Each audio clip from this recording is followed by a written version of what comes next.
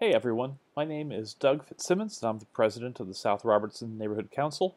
We're excited to share the work our community has done on the Great Streets project, hoping to help South Robertson become all that it can be. So this is our project area. It's 6/10 of a mile, running north and south from Cadillac to Kincardine. This long-standing business district sits just north of the 10 freeway and the Culver City Robertson Expo stop. And the community has been interested in this bit of Robertson for a very long time.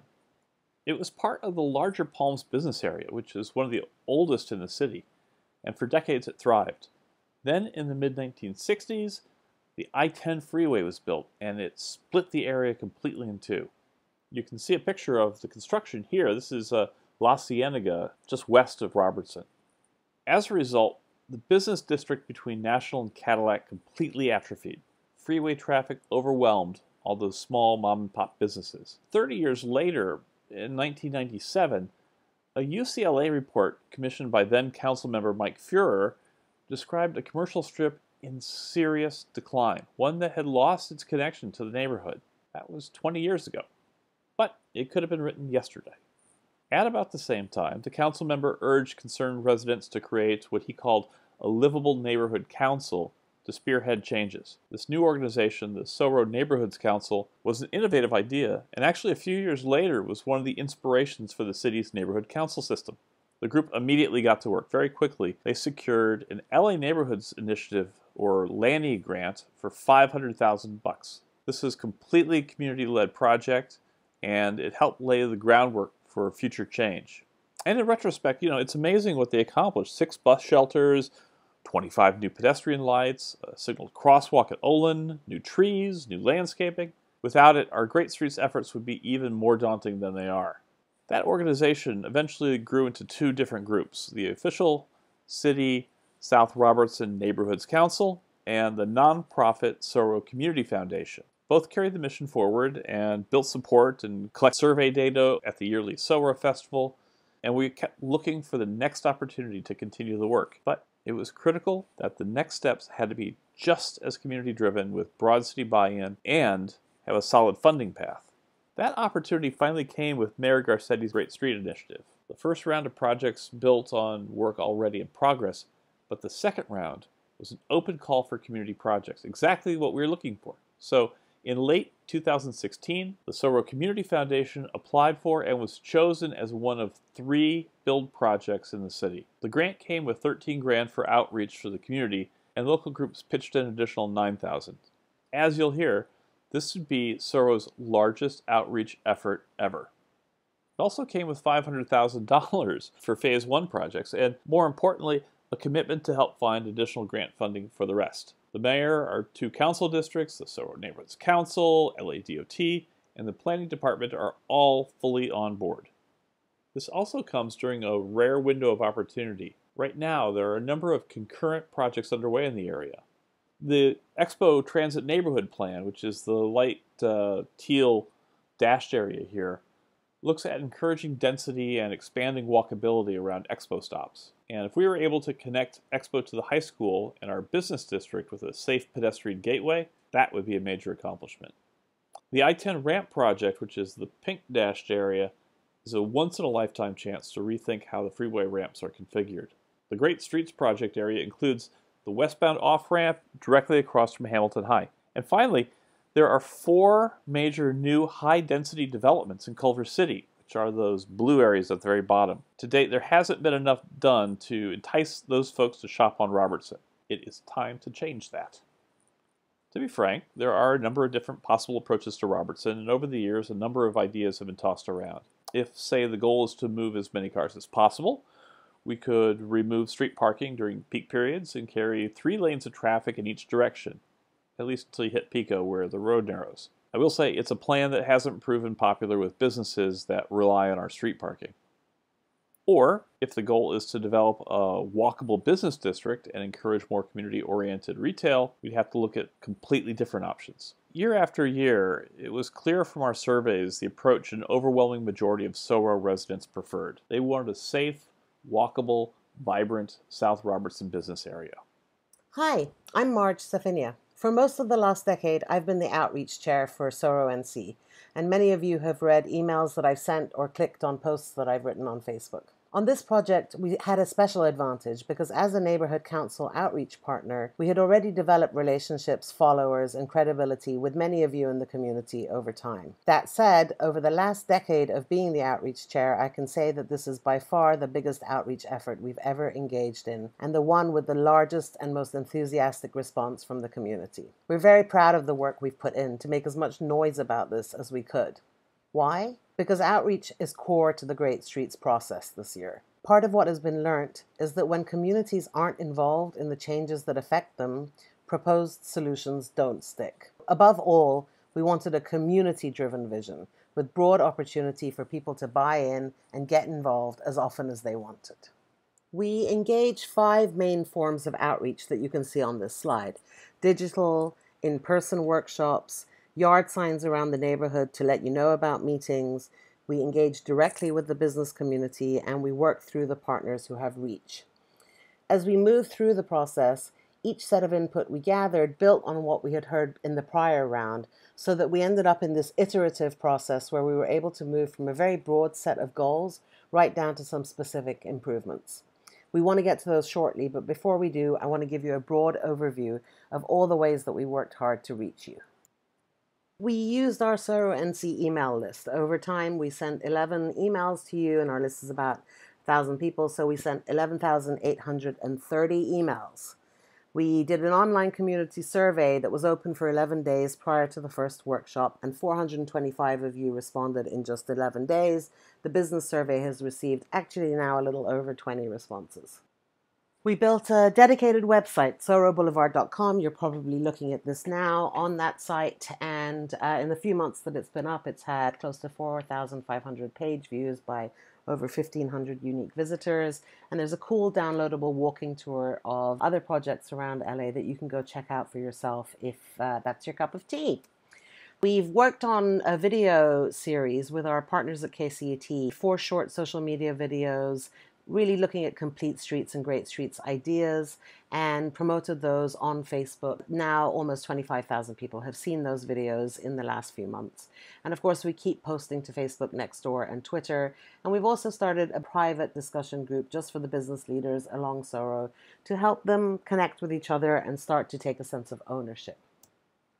We've won awards at SORO NC over the past few years for our online advertising. It's something that we think is really highly effective, and so we've spent a bit of money to make sure that folks in 90034 and 90035 are seeing ads about this Great Streets process. In fact, 55,000 of you have seen at least one of the 94,000 ads that we've served. And of course, there's thousands more views that happen on the Facebook ad network. We have had in-person meetings. 225 people came to 2 public design workshops that were held at weekends. 1,000 more of you stopped in over the SORO Festival and a couple of other community events. We've had 100 more of you come to our final meeting, and we've given away about 1,000 of our Great Streets bags so far. We also hired a firm to do door-to-door canvassing for us along the business corridor, and we hosted 2 special meetings for business owners only, and we're going to keep doing that as time moves on so that we keep that group connected. We also reached out to you via partners that you know and trust, so your neighborhood associations. We reached out to 23 faith-based organizations, realtors, city council offices, and we sent flyers home with many of you who have children either at Castle Heights or Shenandoah Elementary. Castle Heights Neighborhood Association currently isn't active, but through Nextdoor we know that we reach about 1,000 of the 1,700 homes there, so we've been posting there frequently as well. I want to make a really clear point about these outreach statistics because it's really important for you guys to know that we made many efforts to make this an open and inclusive process. Unfortunately, around the city recently, there's been some negative press about changes made in other parts of town. And while each project is very different, we really wanted to underscore that we provided multiple opportunities for the community to engage. So what did we hear? Well, since much of this has been covered through our prior meetings, we're not going to go into deep detail here. But we were really pleased to hear a very consistent set of input across all the various channels that we engaged, including the survey, the first hands-on workshop, and the SORO Festival outreach, which you see a picture of here. In fact, we were secretly quite thrilled when we came home that evening and found that Great Streets Project had actually tweeted to say they'd never seen so many dot votes in all of their Great Streets outreach. I think it's fair to say that Robertson generally wasn't working for a lot of the people that we spoke to, but there was a high desire to see transformation. You can see from some of these numbers that there's broad majority agreement on most of the points, and they really tell a story of a street that doesn't feel safe, welcoming, attractive, or appealing to many residents. No big surprises there. So part of the process was to ask people to vote on the improvements that they did want to see on the street. And here were the top ideas we heard: outdoor dining, trees and landscaping, safer crosswalks, seating for public out on the street area, more crosswalks, curb extensions, pedestrian lighting, parklets, and more medians. Now, it's worth mentioning that we heard a lot of people talking about wanting more restaurants and neighborhood serving businesses along Robertson. And we want those things too. But unfortunately, we don't have the power to change the business environment through this Great Streets project. What we can do, however, is make Robertson a place that is attractive to the kinds of businesses that we want in our rich and diverse community, and make the improvements that will cause them to look twice and with fresh eyes next time they're driving down the street. What we are focused on in this process are the things that are within our power to change. The format of our second workshop was a design and prioritization charrette. We broke about 100 community members into 4 groups, each working on separate table maps. Each group came up with ideas for exactly where they wanted to focus, and which of the top priorities they wanted to use on the street, and where they wanted those improvements to go. That was the foundation of our final plan. As we mentioned at the start, 6/10 of a mile doesn't seem very long, until you start thinking about how to use that initial $500,000. You learn quickly that road work is expensive. We asked our workshop folks to consider questions like, how did we want to change the way people interacted with the street? How could we break up the stretch with different visual elements to create an interesting flow? Again, we heard real consistency between our 4 different groups, and the main takeaways were a vision of the corridor being broken into 3 distinct sections, starting with gateways at the southern and northern ends. These should signal to traffic that it should start slowing down as it enters a more pedestrian-oriented commercial district. We'd also like to see monument signage or other distinguishing improvements at each gateway.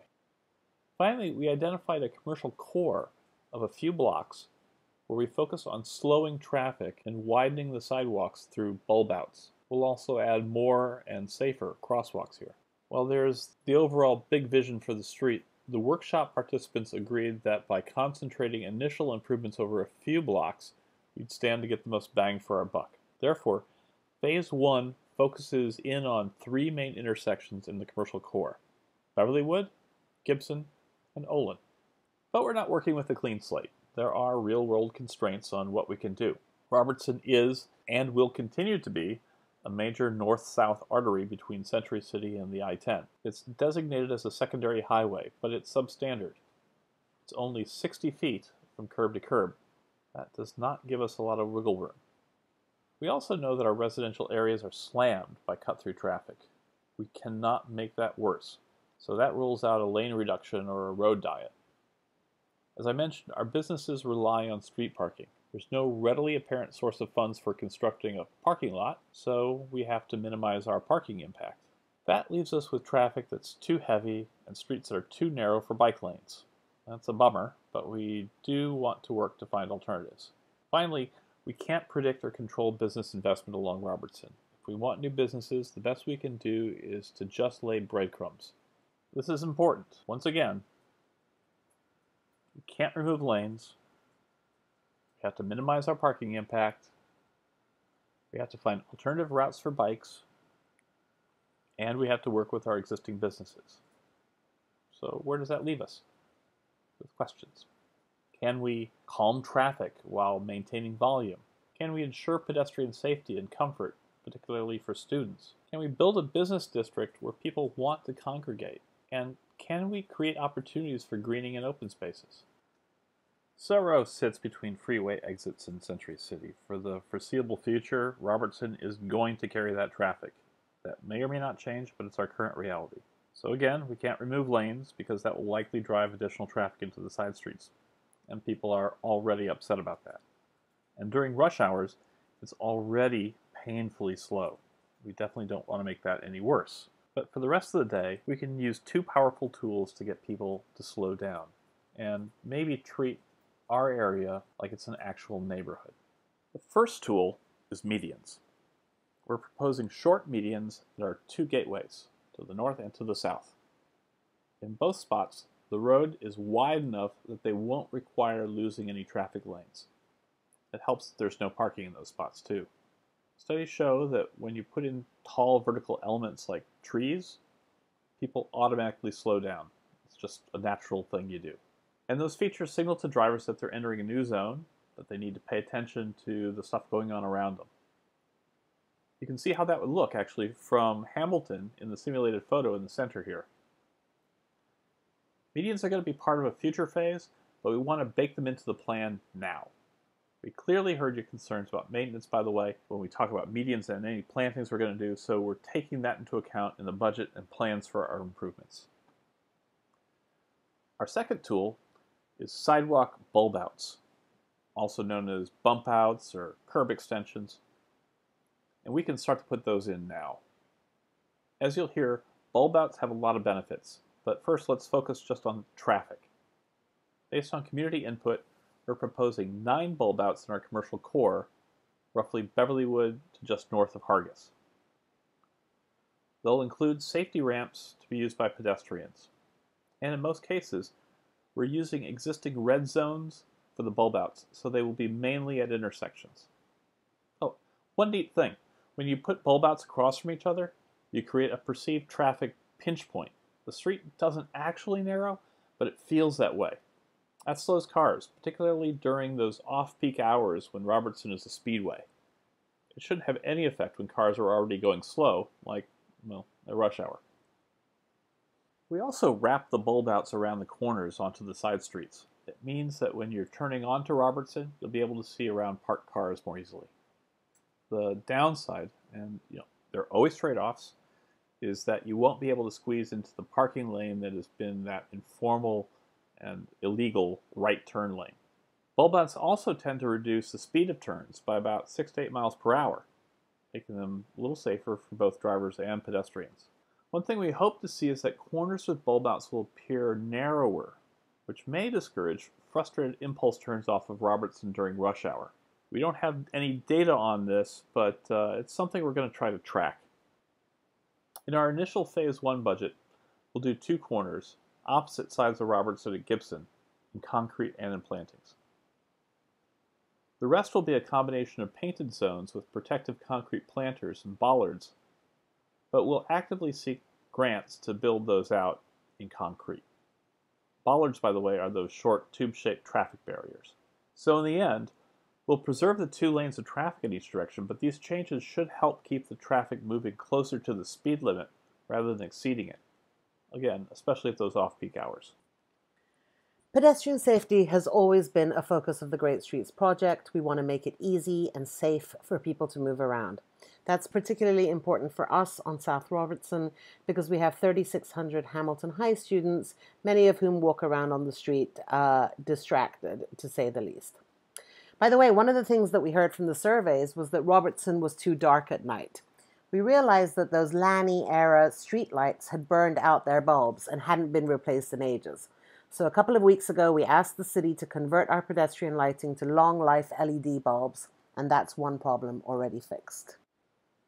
Now, we want to encourage people to use both sides of the street and visit local businesses in our commercial core. So we're proposing 2 new flashing crosswalks at Gibson in Phase 1 and 24th Street in a future phase. Let me talk to you for a minute about what I mean by shortened crosswalks. As we put in these bulb outs, which are each about 8 feet wide, we make use of that to shorten the walking distance of the roadway by about 16 to 18 feet. So that's 16 to 18 feet less that a pedestrian is in the roadway. And we're going to include the existing crosswalks in this approach at Olin and at Beverlywood. Bulb outs also allow pedestrians to see around parked cars before they enter the street, and they help the drivers to see those pedestrians.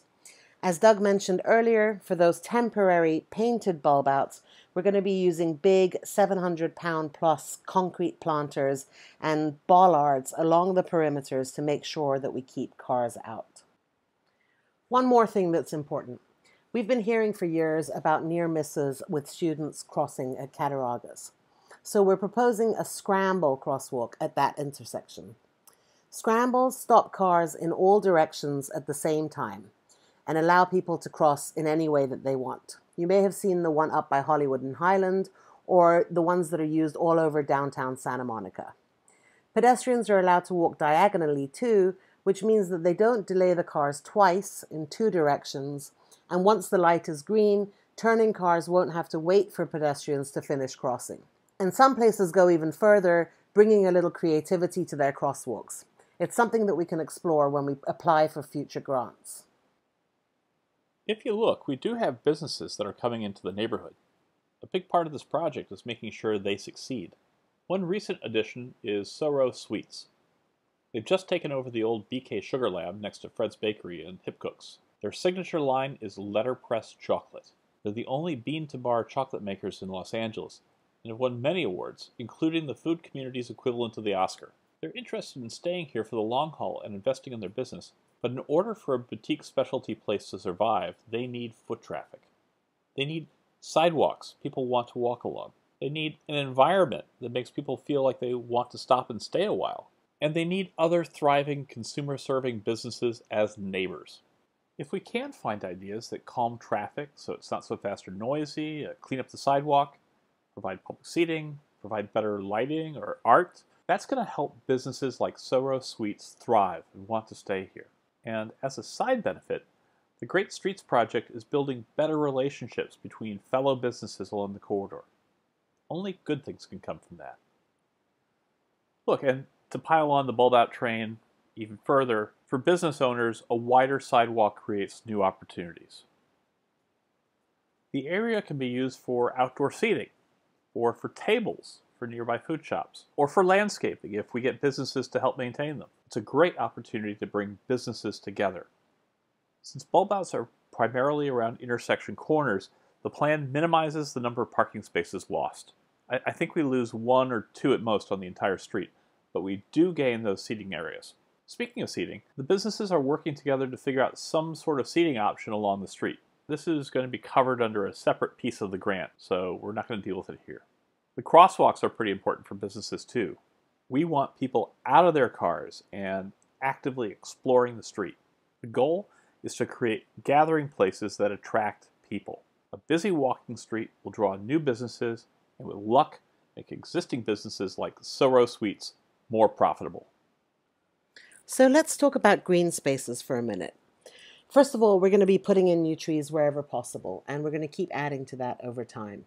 We all want a shady and attractive street, and as you know, some of those business storefronts get blindingly hot in the morning or the late afternoon, and those sidewalks become quite unpleasant to walk along. By the way, you may have noticed that a few years ago, the neighborhood council and community switched from planting those old sideways chitalpa trees to these newer Chinese elms. There's one in the picture here right alongside Taco Bell. The Chinese elms grow taller and straighter with a wider, higher canopy.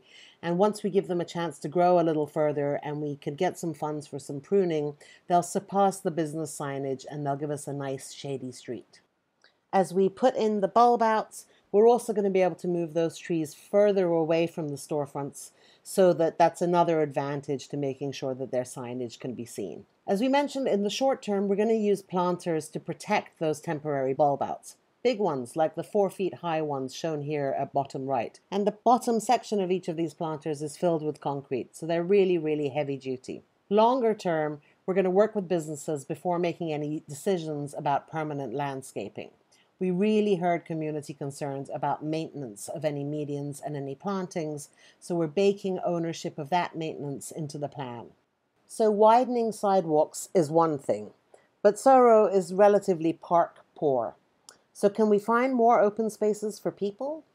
Well, we may have a perfect opportunity right across from Hamilton High School at Robertson Place. Now, before we go any further, I just want to stress this is very long-term planning. There's no money for this. We haven't done the deep research for this. So this isn't a tangible, executable idea now, but let's just for a moment imagine what it might do for us.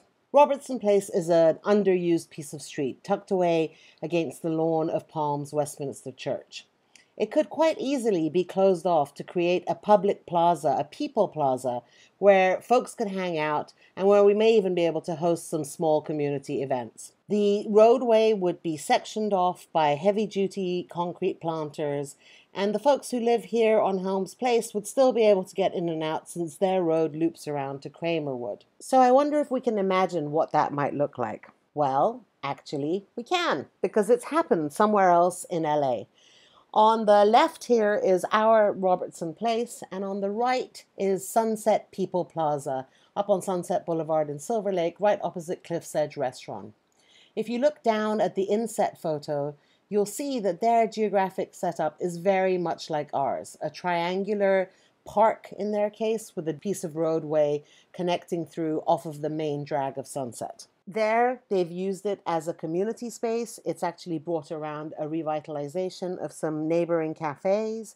And on the bottom right there, you'll see that they've even used it as a location for the Silver Lake Farmers Market, which now takes place in that People Plaza. Now, our idea for a plaza will not be in the first phase of the plan.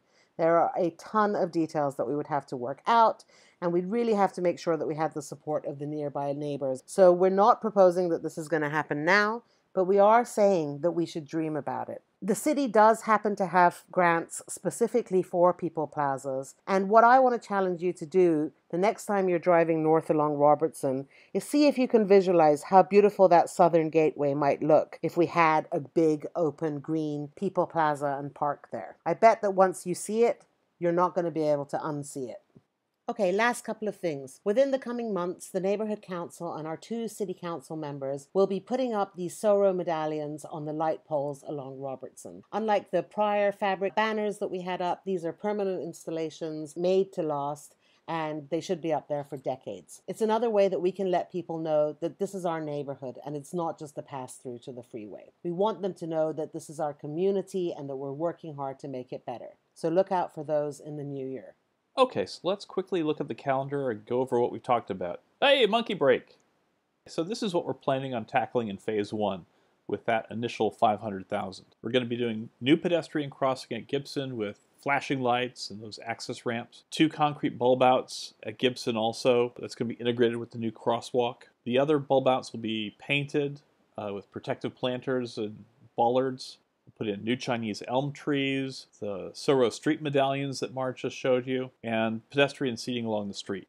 Some of our money is being held right now as a contingency in case we find complications when extending those curbs. If we don't need it, we'll plow the money back into additional trees and planters. After that, we'll start aggressively applying for grants. The money is out there, and we'll have an advantage because we're creating a pipeline of projects all ready to go. We'll be looking at doing things like converting the painted bulb outs to concrete and putting in a new flashing crosswalk at 24th Street. The Olin crosswalk will be upgraded too to include flashing lights to make that a little bit more safe. We'll put those planted medians at both gateways, the scramble crossing at Cattaraugus, and eventually painted People Plaza going in at Robertson Place. And wherever possible, we're putting in more trees. Some of the Great Streets projects have already been fully funded by grants, so we're pretty confident we can get this done. So what are the immediate next steps? Well, we still have to finalize the plans for a public seating option, and we're working on that with the businesses. That piece is funded, but it's covered by a separate piece of the grant, and we want to make sure that they're involved with that. There's also a public art component, which is a separate piece of the current grant. That also needs to be decided upon, so we'll be putting out options to the community soon. Next, the city has to vet our plans and check them against any potential impediments that may exist, like a storm drain or some kind of underground connection that we didn't know was there, so that we can get their eventual sign-off. The final plan that will be built will be some version of this once that vetting has taken place. The city departments then need to come out, survey, etc., and get ready for the build. And then Fingers crossed, changes on Robertson start happening in summer of 2018. Now, we have to say this was a huge group effort to get here. We have a lot of thanks to give to all the community members who helped us get this far, including our advisory committee and all our event volunteers. We also owe a particularly big thank you to our consulting and city partners, Kiana, Jenny, Mukul, Esmeralda, and Stephen. We couldn't have gotten here without them. And to you, dear community, for sticking with us through this long presentation and waiting to hear about the changes that are coming. We're really excited about the future of South Robertson, and we hope that you are too. We encourage you to keep in touch with us and track progress. The best way to do that is soroboulevard.com and click to sign up for updates. It makes it really easy for us to keep you in the loop. Also, please find SORO NC on Facebook and on Twitter, and we post there quite often as well. Don't hesitate to be in touch if you have any questions, and we're excited to see our new Robertson next year. Thank you.